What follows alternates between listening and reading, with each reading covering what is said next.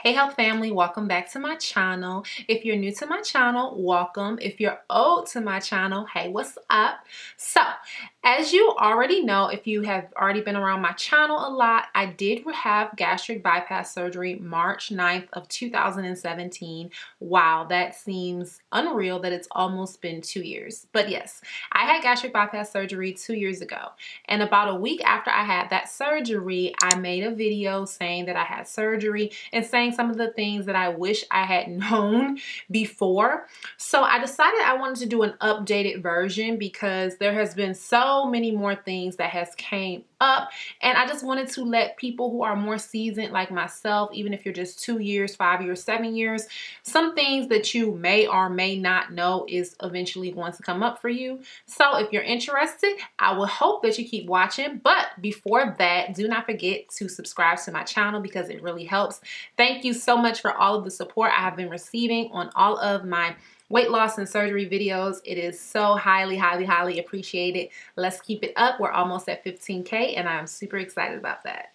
So the first thing is buyer's remorse is real.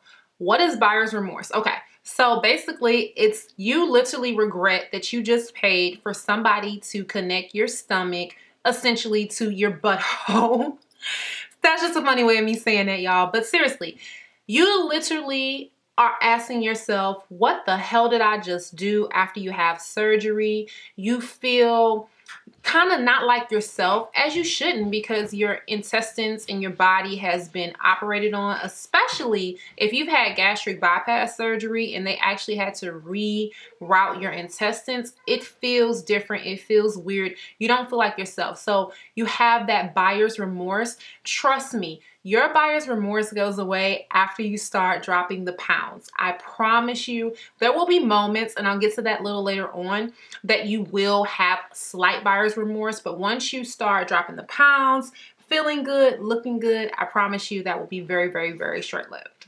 Number 2, there are different types of dumping syndromes. So, and I feel like what everyone surgeon focuses on and talks about is the actual vomiting and calling that like dumping syndrome.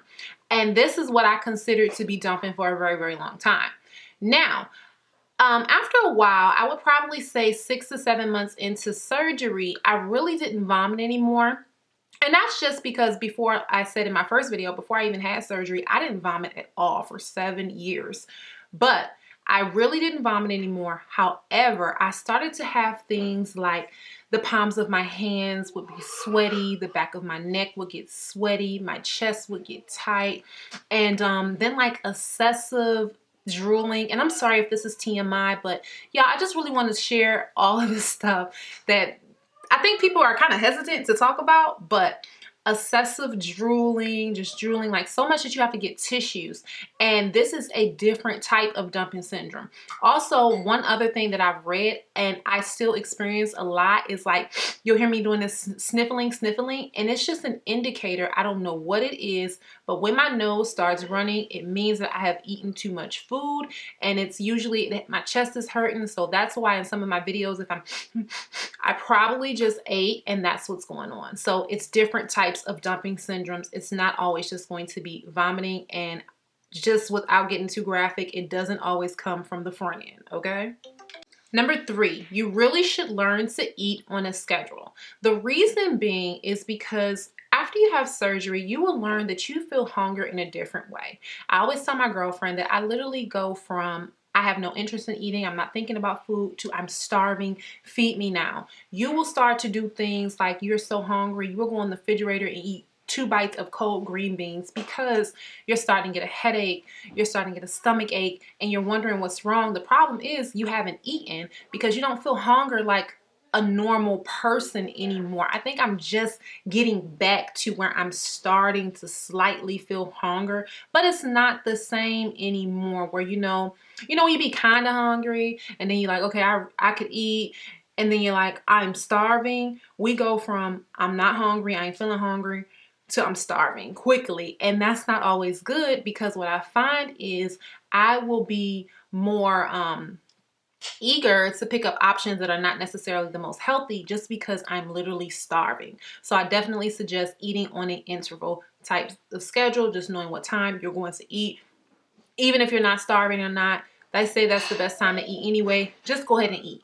I think this is number 4. So a common thing that I thought was that I was going to spend less money on eating food because I'm eating less food. However, it is actually the opposite. I spend way more money now on food, and I'll tell you why. So before, I was eating a lot of junk food and was able to eat a lot of junk food so I could eat things like Hostess and Tasty Cakes and chips. And don't get me wrong, I still do indulge in that stuff. However, I'm not able to eat nearly as much as I was. And if I eat that, guess what I can't eat? I can't eat my meal. I can't eat my chicken or my steak and my green beans and the things that are actually going to be healthy and very important. If you've had gastric bypass, the nutrients in your body are super important because of malabsorption. If you don't know what that is, I highly suggest you look that up. But I can't waste my time eating that type of stuff. So I am forced to spend my money getting really good whole quality foods. So where I thought it was going to be, a little bit cheaper and a chick was going to save a buck, actually I'm spending more money. So prepare to spend a little bit more money, and on top of that, prepare to spend a little bit more money on vitamins and supplements because you definitely will be needing them. Number 5, there are days where you will want to be normal, but you have to remember this is now your new normal. So I said a little bit earlier I was going to address this, just going back on the buyer's remorse type of thing.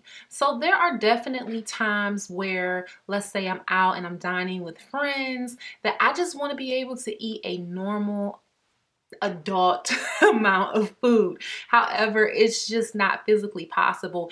And it's not just so much because I'm so obsessed about the food, but just because you don't realize how much of our social gatherings are surrounded around food, good tasting drinks. And when you can't indulge as much, people notice it. So it's always kind of awkward when I'm going out to dinner with new people that I haven't been out to dinner with before. And the first question is something wrong with your food? Do you want to send it back? And I'm like, no, I just don't eat a lot. And then it can also look like, who is this bougie person? She does not eat a lot of food. It's not even like that. And I'm always resorting to have to, not that I don't mind, I don't mind telling people that I had surgery, but I just always easier for me to resort to the fact that I've had surgery. Also, there's like certain holidays, like Thanksgiving, you want to pig out, but you can't really pig out anymore. You just can't have that normal thing anymore. It's gone.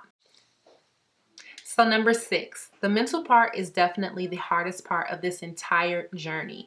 What I mean when I say that is you're going to constantly go up and down with the whole mental thing. So on one hand, you're going to be super happy about your weight loss. One day you'll be feeling your body, think you look sexy, all of that. On another day, you will feel like you don't see any progress. You're hating your excess skin. You're hating, not being able to eat certain portions of food. You're hating that you feel like your food is limited. You are hating it. And it's especially in the beginning, I would say in the first 6 to 7 months, you feel that tough. The mental part is super, super, super hard. A lot of people will develop body dysmorphia. I develop body dysmorphia, and I'll talk about that more at a later date in a different video. And for a lot of people, it's very, very lifelong. When you go from being one weight to another weight, and not only do you see changes within yourself, but you see even changes in how society treats you. I've made many videos about that. It all plays the mental game on you. So be ready for that mental aspect. I mean, really, really be ready that it is going to be a mental shift within you. There is no avoiding it. It's just going to happen, babes. Number 7, super important one. You can, listen to me, you can and you will regain all of the weight that you lost if you are not serious and you do not stick with your healthy habits. This is why I always tell people, unless you are absolutely ready to change the way you eat, the way you drink, the way you work out, unless you are absolutely, positively ready, without a doubt, ready to change, don't have surgery. I don't recommend it to you at all. This surgery is not something that is magic. This surgery is a tool, is a tool, is a tool, is a tool. I have to say it so many times because that didn't click to me before. I was just like, yeah, I'm gonna lose this weight when I have surgery and lose this weight. And then you'll even get to a point where, guess what? You can eat a little bit of junk here, a little bit of junk there, and you're still losing weight. That is called your honeymoon phase, right? But as soon as that honeymoon phase is over, guess what starts to happen? You start to gain weight. Ask me how I know. Because I gained 15 pounds. I am still working on losing that 15 pounds. I've lost 7 of it, and now my pounds have just been stubborn from this point. Now, a way that you can do, and something that I've done, because I'm just such a determined person, once I know something, I know figures, is I have a certain number in my head, right? So when this number, if I shall see it on the scale, that is like my cap, and it's only 15 pounds bigger than whatever my current weight is. So for instance, I got down as small as 230, right? So my cap is 245, right? So once I seen 245 from my 230, which was my lowest weight ever, I was like, something's got to give. And that's how I was able to go ahead and lose 7 pounds to get back down to that 230. Now, say I shall get to 220 and I'm really liking how I look at 220, then I will readjust my cap, and so on and so on. So keep doing that as you lose weight until you just get to a point where you're happy being in this 15-pound range. You get what I'm saying? Where, you know, you can lose a little bit of weight, but the 15 pounds ain't hurting you, if that makes sense. That is the best tip that I would give as far as that goes. Number 8, let's move on to some good things, right? Sex. I made a video about this as well. Sex gets better and better the thinner you get. It's just something, and listen, I'm not saying that just because you a big girl or a big guy that you ain't rumbling and tumbling. Hell, I was rumbling and tumbling in the jungle and dropping it down and dropping it low and all of that. However, the smaller I get, I don't know what it is, the better it gets. The more positions you're able to be in, the more things you're able to do, the more stamina you have, your wetness, like, not to get too graphic, but everything gets better. The sex has gotten better and better. That has definitely been a pro to this surgery, and it's definitely been something that I'm enjoying. Number 9, you may not lose your hair. So one thing that they told me about was you could experience hair loss having this surgery. I don't know numbers, y'all, about the percentage of people who actually lose their hair and percentage of people who don't. I don't know if it is an African American, Caucasian, or race type of thing. I don't know. However, I'm 2 years out and I have yet to experience any hair loss. They say that it starts to happen, if it's going to happen, after a year out, and I'm almost 2 years out, and actually my hair has grown. So if you're worried or you're apprehensive that you might lose your hair, guess what? There's a chance you might not lose your hair. So don't let that be a factor of why you don't have this surgery, girl, because your hair might start growing and flourishing and looking great with all the new vitamins and nutrients and water and protein that you're drinking and eating, honey. And finally, number 10, y'all. This is a good one as well. Surgery is not nearly as scary as you think it's going to be. Finding a good surgeon is very easy to do. Just really do your research. Go to ZocDoc, look at reviews, look at YouTube videos. I always tell people who I went to. I went in Towson, Maryland, GBMC, Dr. Elizabeth Dovek. If you're in Maryland, or even if you're not in Maryland, you're willing to travel. She's an excellent surgeon, excellent clinic. I'd highly, highly, highly, highly recommend her. And I wish, honestly, I would have known her sooner, so I would have done it sooner. Surgery is not nearly as painful as you think it could be. I know in that first video, I was like, oh, the gas pain. But honestly, after a couple of days, it was gone. And I was able, the physical pain and challenges did not last nearly as long as the mental challenges. So if I would have done anything differently about the whole process, is I would have went in more mentally prepared and maybe even had like a therapist or a counselor that I was talking to.